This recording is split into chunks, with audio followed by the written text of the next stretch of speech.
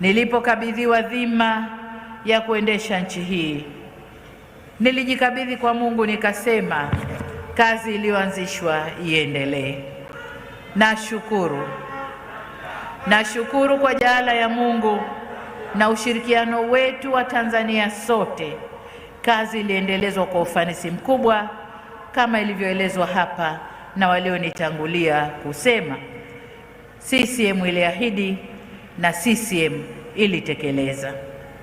Ndugu zangu, mbali na miradi ya miundombinu, tulifanya mageuzi ya kuboresha sheria na mifumo ili kujenga mazingira bora zaidi na kurudisha imani kwa sekta binafsi kuweza kuwekeza na kufanya biashara nchini. Sekta ya fedha imesimamiwa kwa ukaribu zaidi.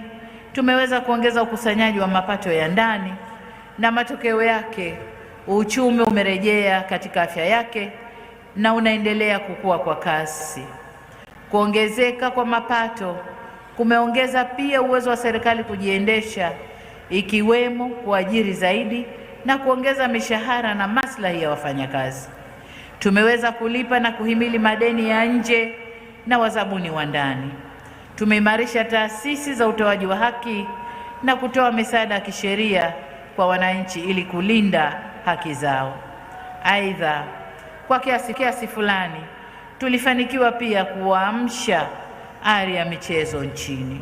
Kwa ujumla, kazi iliyofanywa na serikali ya Chama cha Mapinduzi katika miaka mitano iliyopita inaonekana na inapimika. CCM oyee!